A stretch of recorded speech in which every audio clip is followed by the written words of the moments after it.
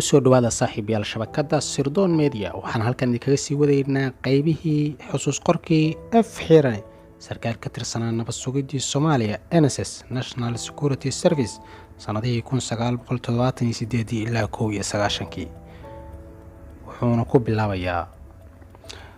Maarso 1978 ayaa waxaan taliyahayga u raacay xafiiska madaxweyne Siyaad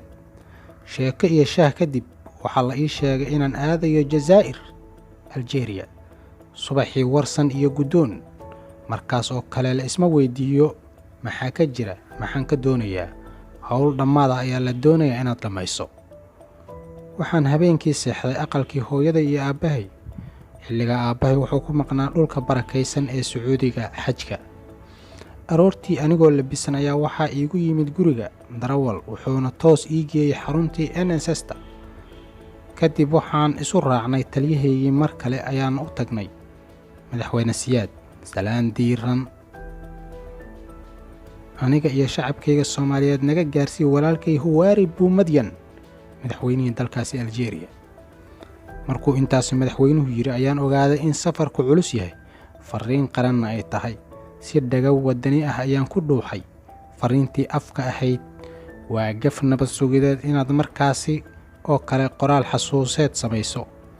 taliyaha ayaa doorkiisa qaatay hadalkii wuxuuna ii sharaxay sida aan ka yeeli doono warqadda aan sido haddii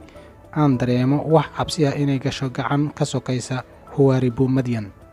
Roma ayaan ka bedeshay diyaaradaydii kadibna waxaan si nabad ah uga degay Jazaa'ir caasimadii Algeria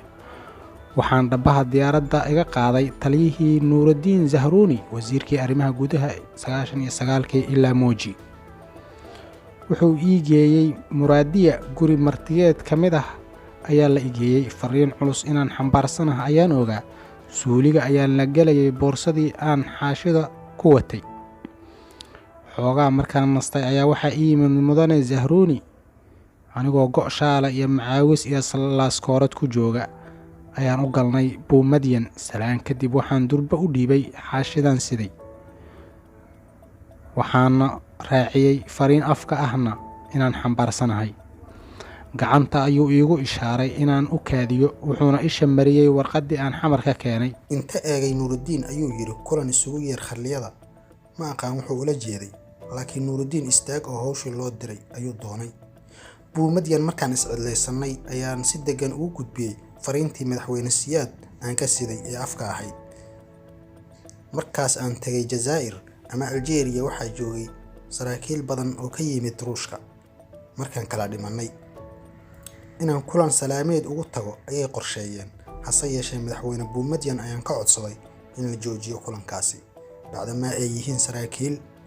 shisheeyaha dalka joogana ay dhowrayaan dhaqdhaqaaqooda aniguna aan dhowr dal u dhashay hase yeeshee Soomaalinimada kaliya ay dhabka tahay Algeria waxay ahayd dawladaha kaliya ee baxdii hanti wadaagga markaan kala xarig goosanay aan noo jirin xiriirka ee garatay inuu naga dhaxeeyo wax ka weyn hanti wadaag oo ahaa islaamnimo Allahu ku raxmo Buumadyan ayaa ku adkeeyay jawaabtii uu soo qoray madaxweyne Maxamed Siyaad Barre inaan hilbanahay Mooji siday NSS ku heshay waxaa January 78 Qaahira kulan la qaatay Saadaad wafdi heer sare oo ka yimid Mareykan